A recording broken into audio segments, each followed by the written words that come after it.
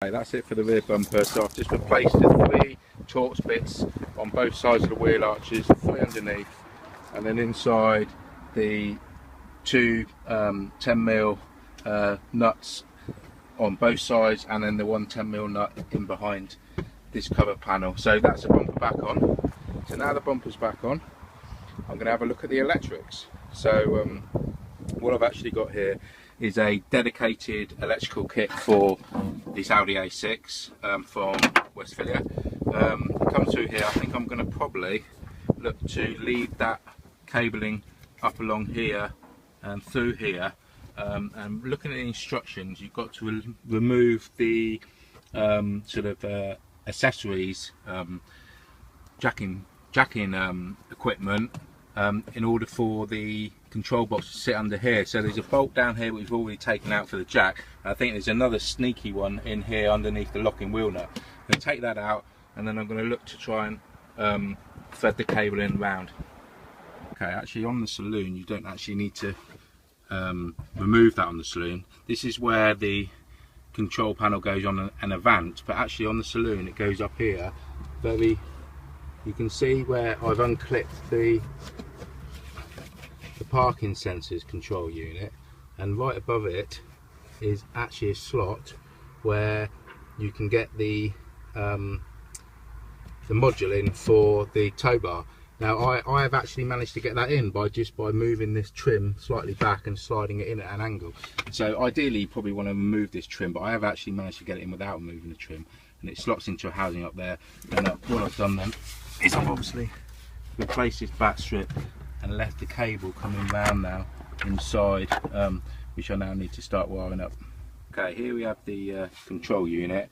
Obviously the cabling coming from the 13 pin socket by the tow ball comes up to it. I've connected, I don't know if you can see in there, there's an earth terminal just here.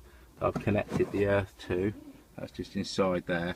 And then obviously these are the electrics here that are going to connect to the control unit, and at the other end here you can see a number of wires where it has to be spliced into the actual vehicle electrics. So as I say, there is just enough room to slide this in to a dedicated slot up there that's already there. There's some screw holes on here, but actually there's a clip on that slot that holds it in place. You don't have to screw it in.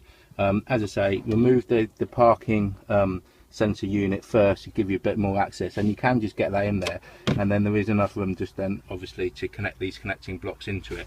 So I'm going to do that now, and then after that I'm going to be looking at connecting all these electrics as per the instructions, with the well, not very good instructions, but the instructions that come with it. So we'll have a go at that. Okay, now I've got all that control unit in place, I now need to start connecting these wires up. So the first thing the instructions are saying is disconnect this blue one here, and that levers out. You basically move this lever and that comes out, and then to actually get the terminal block out you slide this pink bit down and out, and then the whole block you can see then slides out. So I've now got to disconnect some cables out of here and then reinsert some different cables in here as per the instructions. So I'm just going to do that now.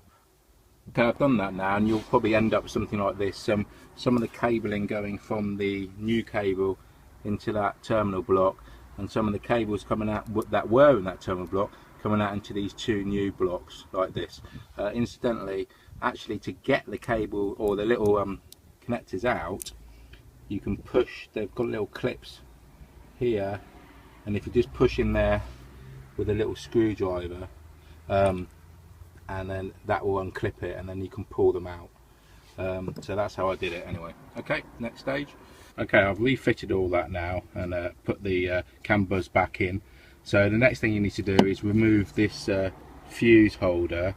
Now what I've had to do there, it unclips at the top, but you can't actually get it out because it goes backwards. So in order to get it out, I've just undone these 2 bolts here so I can move this whole panel, and I've then just eased this whole unit out over the top so I can get to the back of it. And now I've got to change some cabling in here according to the instructions. Finished doing that, that's all done now. In actual fact, in the instructions it said there was a power fuse thing in this one on the right hand side, which there isn't on my car.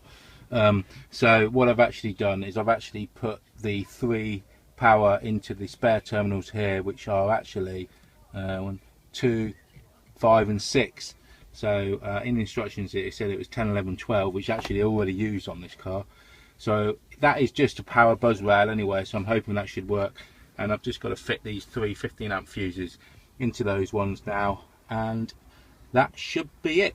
Just need to test it, and there we go. So all I'm going to do now is put all the spare wheel and everything back together, and hope you enjoyed it. And I think that hopefully will give you a little bit of a idea of how to fit a rear bumper to an Audi A6 Saloon 2010, or well 2004 onwards C6.